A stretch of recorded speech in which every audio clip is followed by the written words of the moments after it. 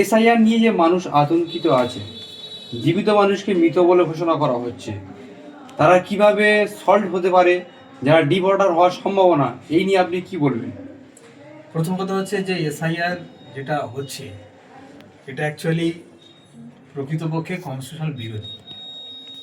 হ্যাঁ, এটা সংবিধান বিরোধী একটা সম্পূর্ণ ব্যাপার। কেন না, SIR according to election commission আমাদের যে আইন আছে, হ্যাঁ, সেই অনুযায়ী এসআইআর সেখানে হয় যেখানে ধরুন কোনো মানে প্রচণ্ড ভূমিকম্প হয়ে, দুর্ভিক্ষ হয়ে, ঘরবাড়ি সমস্ত কিছু বন্যা হয়ে ভেঙে চুরমার হয়ে গেছে, মানুষের কোনো অস্তিত্ব নেই, ডকুমেন্ট কিছু দেখো করাতে পারবে না। সেখানে এই নিবিড় প্রক্রিয়াকরণের মাধ্যমে মানুষকে যাচাই বাছাই করে মানুষের ভোটাধিকার দেওয়া হয়, যেহেতু তার সমস্ত কিছু হারিয়ে গেছে। কিন্তু আমরা এখানে দেখছিটা কি, যেটা আপনি প্রশ্ন করলেন যে জীবিত আছে তাকে মৃত ঘোষণা করছে, তার মানেটা কি? এই প্ল্যানটা কিন্তু আরএসএস এর সংঘ পরিবারের 100 বছর আগেকার প্ল্যান। মানুষকে ডিভোটার করে ভারতবর্ষ থেকে ব্রাহ্মণ্যবাদী বা হিন্দুত্ববাদী রাজ কায়েম করা। সেই রাজ কায়েম করতে গেলে যেগুলো যা যা করার দরকার, তাদের 100 বছর প্ল্যানের এই প্ল্যানটা তারা অ্যাপ্লাই করছে, তারা 100 বছর পূর্তি উপলক্ষে। এখন ঘটনা হচ্ছে, এই ধরুন একটা উদাহরণ দিই, যে একজন আমার কাছে একটা কেস এসেছিল, সেই ব্যক্তির নাম সাদ উদ্দিন।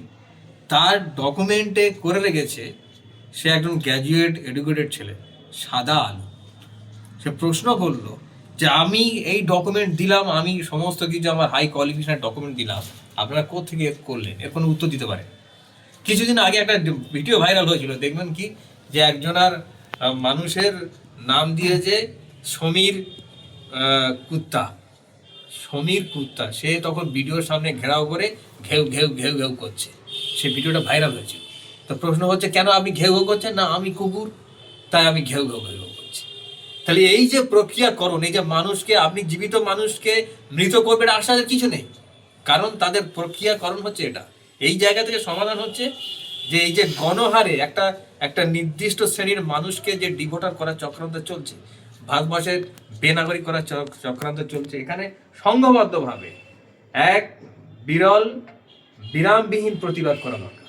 যে প্রতিবাদ এমন হওয়া উচিত, যে প্রতিবাদের মাধ্যমে আমরা ইংরেজ থেকে দেশ থেকে তাড়িয়েছিলাম, সেই প্রতিবাদ এমন হওয়া উচিত এখানে ধর্ম, বর্ণ, জাতি, পার্টি ঊর্ধ্বে উঠে উই আর ইন্ডিয়ান, আমরা ভারতবর্ষের নাগরিক, এই স্বার্থে এই আন্দোলনকে গণহারে এমন আন্দোলন করা উচিত যে এই যারা নির্বাচন কমিশনার আছে, যারা এই দায়িত্বে আছে, তারা যেন এই রাস্তা থেকে দূরে ছেড়ে পালায়।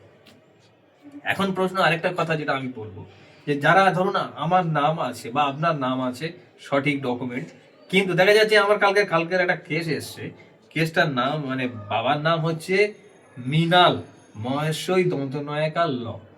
সেখানে অন্য একটা তার 2002 সালের ভোটার লিস্টের নাম ছিল মৃণাল ময়রি, ঠিক আছে, মৃণাল। শুধু এই সামান্য একটা পার্থক্যের জন্য তাদের হোল ফ্যামিলিকে ডেকেছে।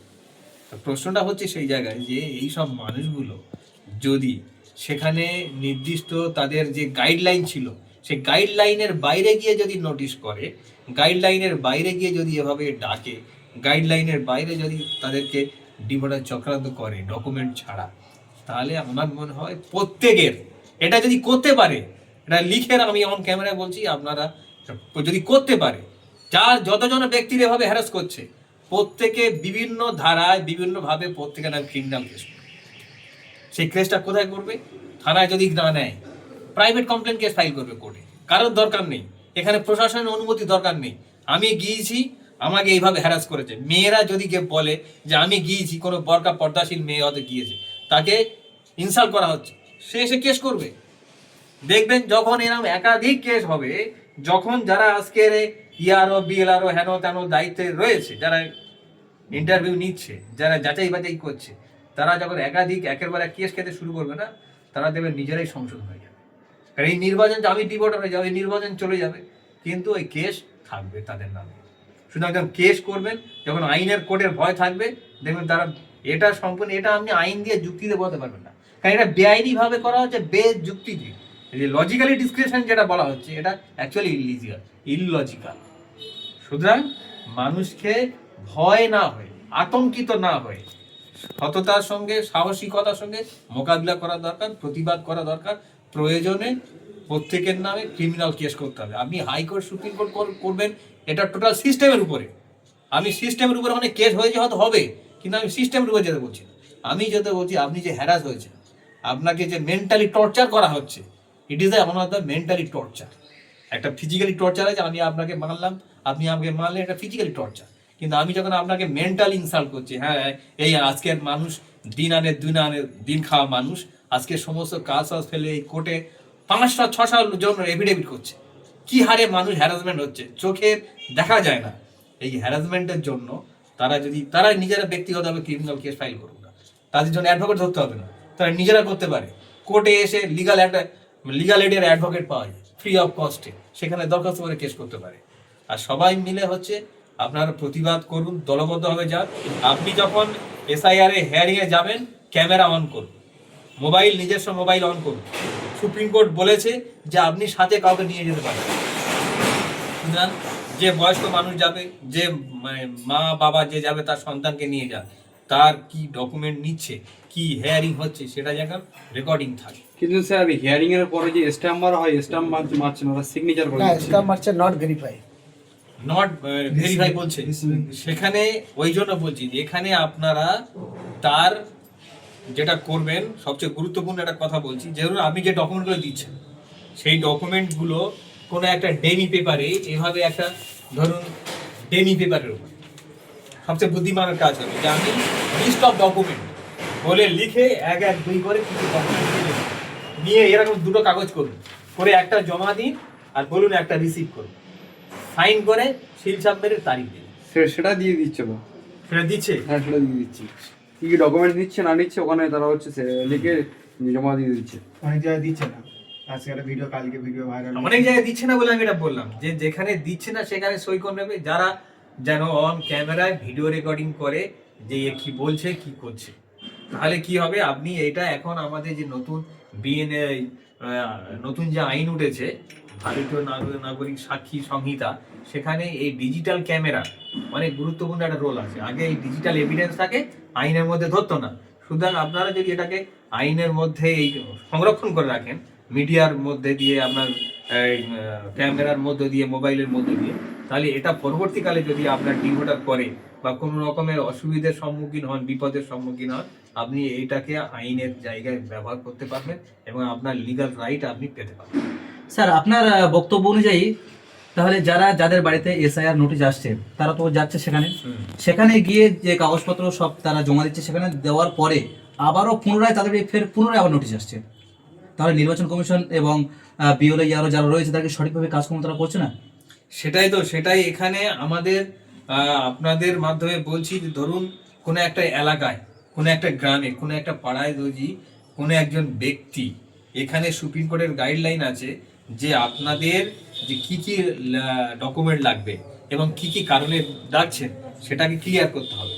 আপনার কথা অনুযায়ী সেই দায়িত্বটা সুপ্রিম কোর্টের সেই গাইডলাইন তারা ফলো করছে না, তাহলে এরা অ্যাকচুয়ালি কোর্ট অফ কন্টেম্পের মধ্যে পড়ছে, যে এরা আদালতের আদেশকে অগ্রাহ্য করছে। সেক্ষেত্রে আপনাদের যুক্তি হবে, সব থেকে গুরুত্বপূর্ণ একটা কথা বলছি, আরটিআই বলে একটা পিটিশন করা যায়। আরটিআই মানে এরকমই একটা টেমির ওপরে একটা 10 টাকার কোর্ট ফি মেরে যে নির্বাচন কমিশনকে অ্যাড্রেস করে, বা যে বিএলআর ইআরও যারা আছে ওদেরকে অ্যাড্রেস করে বলতে হবে যে অ্যাকচুয়ালি কি কি কারণে কি কি ডকুমেন্ট লাগবে আপনি আমার লিখিত জানান।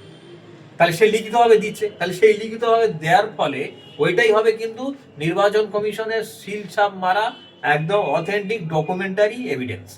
সেটা অনুযায়ী আপনি যখন জমা দেবেন, তার বাইরে যখন করবেন, ও অলরেডি ওটা নিজের জায়গায় নিজে ফেঁসে যাবে। কারণ সে যে আইনের আওতার মধ্যে থেকে, যে আইনের অধীনে সে কাজ করছে, সেই জায়গা থেকে সে সরে গিয়ে তাহলে ইলিগাল কাজ করছে, যেটা প্রমাণিত হবে, এবং সেক্ষেত্রে যারা ভিক্টিমাইজ হচ্ছে তাদের কোনো দায়বদ্ধ থাকবে না। কিন্তু আমরা গতকাল দেখলাম যে ফুলপুরা শরীফের কয়েকজন টিচাররা হিয়ারিং এ গিয়ে লাইনে দাঁড়িয়ে তাদের নাম ভুল থাকার কারণে সংশোধন হয়েছে, এবং নেতাজি সুভাষচন্দ্র বসুর বংশধররাও এবং নোবেলজয়ী বাংলার অমর্ত্য সেন তাকেও হিয়ারিং এর নোটিশ দিয়েছে। যারা স্বাধীনতা সংগ্রামে বিরাট ভূমিকা পালন করেছে, তাদের বংশধরকে হিয়ারিং এর নোটিশ দেওয়া হচ্ছে, তাহলে আজ সাধারণ মানুষদের কি অবস্থা? এটা হচ্ছে দুটো কথা।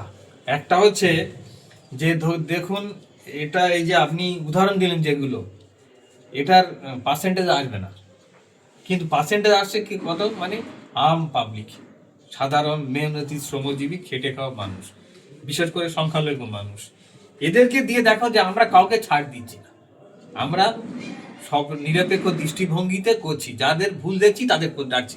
কিন্তু এটাকে শো করার জন্য এটা করতে পারে যে শুধু তোমাদের ডাকছি না, কাউকে ছাড়ছি না। অথবা আরেকটা গুরুত্বপূর্ণ পয়েন্ট হচ্ছে, এটা একটা দাদাগিরির কথা, আমরা কাউকে মারি না, হ্যাঁ আমি সব, মানে একটা পাড়ার যে ফুটে মোস্তান থাকে না, নির্বাচন কমিশন একটা ফুটে মোস্তানের ভূমিকা পাবে, আমি কাউকে মনে হয় তুমি স্বাধীনতা সংগ্রামী কি, তুমি কি নোবেল, তুমি কি পিসা কি আমিষা, ওটা আমার কোনো ব্যাপার নেই। তাকে যদি নোটিশ পাঠানোর দরকার হতো এসআই, তাহলে আগে তো মোদির দরকার ছিল, মোদিরা কয় পায়নি। আজকে একজনের যদি 5 জনের বেশি সন্তান হয়, তাদের নোটিশ দেওয়া হচ্ছে যে আপনারা প্রমাণ করুন আপনাদের বাবা সবার এক। নরেন্দ্র মোদী করে যেটা প্রুভ করুন, তাহলে বলবো আপনি ক্ষমতার জায়গা আছেন, আপনি তখন বলবো যে we are all an equal eye of law. আইনের দৃষ্টিভঙ্গিতে আপনি সবাইকে সমান চোখে যে দেখেন, এটা প্রুভ করুন নরেন্দ্র মোদীকে করে, এটাকে প্রুভ করুন রাজনাথ সিংকে করে, কারণ তারা একাধিক ভাই, তাদেরকে করেছেন। নরেন্দ্র মোদীকে আপনারা এতদিন মানে ভাইরাল হয়েছে যে আপনি কোন সূত্রে ভারতীয়, সে বলে যে আমি জন্মসূত্রে ভারতীয়, no document evidence at all. তাহলে তুমি যদি জন্মসূত্রে ভারতীয়, তোমার যদি ডকুমেন্ট না লেগে তুমি প্রধানমন্ত্রী হতে পারো, আমি ভারতবর্ষের নাগরিক হতে পারবো না, আমি ভোটার হতে পারবো না। তো এটা সম্পূর্ণ একটা জোর জুলুম অত্যাচার নিপীড়ন মানুষকে চালানো হচ্ছে নির্বাচনী প্রক্রিয়ার মধ্য দিয়ে, আইনের মধ্য দিয়ে বেআইনি কাজ, আইনের ঘেরাটেবার মধ্যে থেকে অ্যাকচুয়ালি দাদাগিরি মস্তানি বেআইনি কাজ করা হচ্ছে। সঠিক যদি তদন্ত, সঠিক যদি এই নির্বাচন প্রক্রিয়ার যে নিবিড় প্রক্রিয়া যদি করা হতো, তাহলে দেখা যেত যে যারা আমরা আমাদের মতন মূল নিবাসী, যারা এই ভারতবর্ষের মূল নাগরিক, কে হয়তো হিন্দু হয়েছে, কে খ্রিস্টান হয়েছে, কে মুসলিম হয়েছে, কিন্তু মূলত তারা এই মূল নিবাসী আদিবাসী মানুষ, তাদের কোনো এই ভারতবর্ষের মাটির সঙ্গে জন্মান্তরের নারী সম্পর্ক। আজকে যারা এই প্রক্রিয়া চালাচ্ছে, এই